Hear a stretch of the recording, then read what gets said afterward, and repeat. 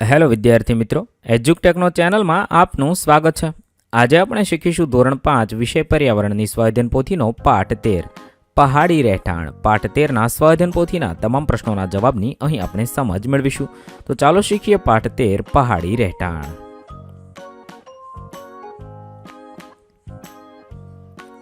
પ્રશ્ન નંબર 1, આપેલા વિકલ્પોમાંથી યોગ્ય વિકલ્પ પસંદ કરી ખાનામાં લખવાનો છે। 1, રેબો નજીક ઘેટા અને બકરાને રાખવાની જગ્યાને ચાંગપા જાતિના લોકો શું કહે છે? જવાબ થશે સી, લેખા કહે છે। 2, શ્રીનગરમાં જોવા મળતી હાઉસબોટ તમે કયા સરોવરમાં જોઈ શકશો? જવાબ થશે બી, દલ સરોવરમાં જોઈ શકીએ। 3, રેબો શું છે?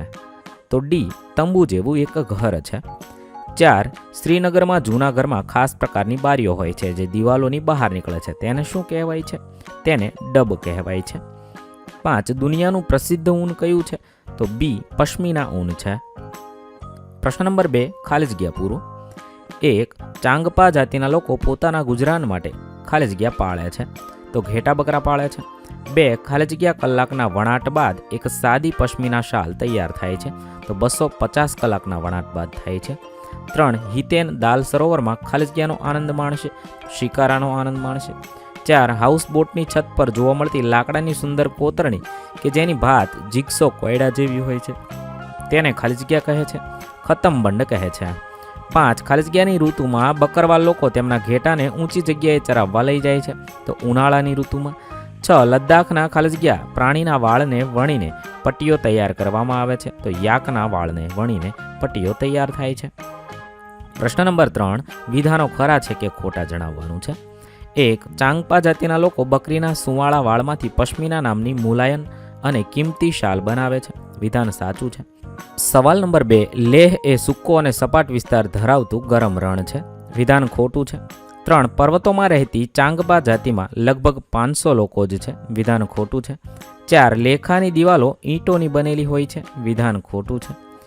5, ચાંગથાંગના પથરાળ મેદાનો દરિયાની સપાટીથી આશરે 5000 મીટર ઊંચાઈ ધરાવે છે, વિધાન સાચું છે। ત્યારબાદ પ્રશ્ન નંબર 4, ખોટો શબ્દ છે કે નાખવાનો છે।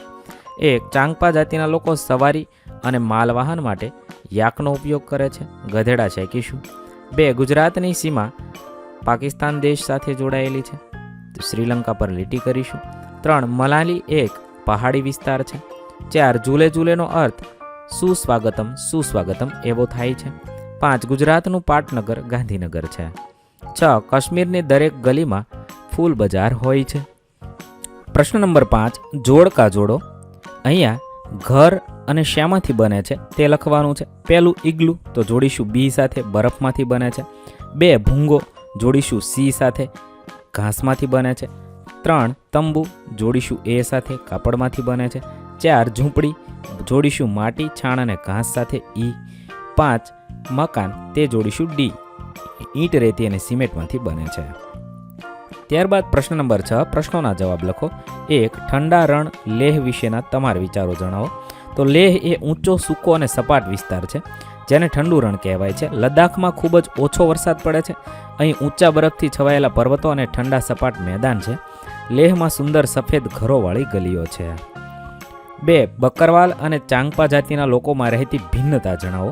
તો બકરવાલ લોકો મુખ્યત્વે જમ્મુ કાશ્મીરના વિસ્તારમાં રહે છે, તેઓ બકરી, ઘેટા પાળે છે, ઉનાળામાં ઊંચી પહાડીઓમાં અને શિયાળામાં નીચાણવાળા વિસ્તારોમાં સ્થળાંતર કરે છે, જ્યારે ચાંગપા લોકો લદ્દાખના ઠંડા અને ઊંચા પ્રદેશોમાં વસે છે, તેઓ પાક અને પશ્મિના બકરીઓ પાળે છે, તેમનું જીવન પશ્મિના ઊનના ઉત્પાદન પર આધારિત છે। ત્યારબાદ પ્રશ્ન નંબર 3, તમારે 2-3 દિવસ માટે પ્રવાસમાં જવાનું છે, આ પ્રવાસ માટે તમે કયો સામાન સાથે લેશો તેની યાદી બનાવવાની છે। તો મારે 2-3 દિવસ માટે પ્રવાસમાં જવાનું હોય તો હું નાસ્તો, બ્રશ, કોલગેટ, ટુવાલ, નેપકિન, બ્લેન્કેટ, કપડાં, તેલ, શેમ્પૂ, શૂઝ, કેમેરો વગેરે સામાન સાથે લઈ જઈશ। ત્યારબાદ સવાલ નંબર 4, ચાંગપા જાતિના લોકોની વિશેષતાઓ જણાવો। તેઓ પર્વતમાં રહેતી જાતિ છે, ચાંગપા જાતિમાં લગભગ 5000 લોકો જ છે। ચાંગપા જાતિના લોકો હંમેશા તેમના ઘેટા અને બકરા સાથે ફરતા રહે છે, તેનામાં જે કુટુંબ પાસે વધારે પશુઓ હોય તે કુટુંબ વધારે ધનવાન અને મહત્વનું ગણાય છે। પ્રશ્ન નંબર 5, પશ્મિના શાલ વિશે 3-4 વાક્ય લખો। પશ્મિના શાલ 6 સ્વેટર જેટલી ગરમી પૂરી પાડે છે. તે ખૂબ જ પાતળી પરંતુ ગરમ હોય છે. બકરામાંથી એકદમ સુંવાળું પશ્મિના ઊન ભેગું કરવામાં આવે છે. તે ખૂબ જ ઊંચે એટલે કે 5000 મીટર પર જોવા મળે છે. કાશ્મીરના વણાટકામ કરનારા આ શાલ હાથથી વણે છે. લગભગ 250 કલાકના વણાટ બાદ એક પશ્મિના શાલ તૈયાર થાય છે. ત્યારબાદ પ્રશ્ન નંબર 7, ગૌરવ જાનીએ કરેલા પ્રવાસના રસ્તાનું ભારતના નકશામાં આલેખન કરો. એટલે કે ભારતના નકશાની અંદર ગૌરવ જાની ક્યાંથી ક્યાં સુધી ગયો હતો તે તમારે પેન દ્વારા દર્શાવવાનું છે. ગૌરવ જાની ગુજરાતમાંથી ગયો હતો. ગુજરાતમાંથી જઈને હિમાચલ પ્રદેશ થઈ અને તે લદ્દાખ લેહમાં ગયો હતો. અહીંયા સુધી ગયો હતો. તો આ રીતે છે એ તમારે આલેખન રસ્તાનું કરવાનું છે. ત્યારબાદ પ્રશ્ન નંબર 8, ચિત્ર ઓળખી તેના વિશે ટૂંકી વિગત લખો. અહીંયા ચિત્ર આપેલું છે. આ ચિત્ર બોટ હાઉસનું છે. આ પ્રકારના ઘર કાશ્મીર વિસ્તાર તેમજ કેરળના કેટલાક વિસ્તારોમાં જોવા મળે છે. બોટ હાઉસમાં લોકો રહે છે અને નૌકા વિહાર કરે છે. શિકારા, જમ્મુ કાશ્મીરના દાલ સરોવરમાં આ શિકારા જોવા મળે છે. પ્રવાસીઓ તેમાં બેસી નૌકા વિહારનો આનંદ માણે છે. ત્યારબાદ તંબુ, લેહ લદ્દાખના ઠંડા પ્રદેશોમાં આ પ્રકારના તંબુમાં લોકો રહે છે. ખૂબ ઠંડી હોવાના કારણે લોકો આવા ફરતા તંબુ બનાવી તેમાં રહે છે. ભૂંગો, આ પ્રકારના મકાનો ગુજરાતના કચ્છના રણપ્રદેશ તેમજ રાજસ્થાનના રણપ્રદેશમાં જોવા મળે છે. તેને બનાવવા માટે માટી અને ઘાસનો ઉપયોગ થાય છે. 13ના પ્રશ્નોના જવાબ પૂર્ણ થશે. વિદ્યાર્થી મિત્રો, પર્યાવરણ વિષયના તમામ પાઠના સ્વાધ્યાયન પોથીના પ્રશ્નોના જવાબના વિડીયો આપણી ચેનલ પર ઉપલબ્ધ છે, જે તમે ધોરણ 5 પર્યાવરણ નામના પ્લેલિસ્ટમાંથી મેળવી શકો છો. પ્લેલિસ્ટની લિંક વિડીયોના ડિસ્ક્રિપ્શનમાં આપેલી છે. તથા જો તમારે તેની પીડીએફની જરૂર હોય તો તે તમે આપણી એપ્લિકેશન પરથી મેળવી શકો છો. એપ્લિકેશનની લિંક પણ વિડીયોના ડિસ્ક્રિપ્શનમાં આપેલી છે. વિદ્યાર્થી મિત્રો, આપેલા વિડીયોની જો તમારે પીડીએફની જરૂર હોય તો તમે આપણી એપ્લિકેશન સ્માર્ટ સાથી પરથી મેળવી શકશો. વિદ્યાર્થી મિત્રો, આપણી એપ્લિકેશન સ્માર્ટ સાથી પ્લે સ્ટોરમાં આવી ગઈ છે, જેની અંદર તમે બધા વિભાગ જોઈ શકો છો. તેની અંદર વિવિધ ધોરણ છે. ધોરણ ઉપર ક્લિક કરતા વિવિધ વિષય ખુલશે. વિષય ઉપર ક્લિક કરતા તેની અંદર આવતા પાઠ ખુલશે. તેની અંદરથી તમે પાઠ્યપુસ્તક પણ ડાઉનલોડ કરી શકો છો.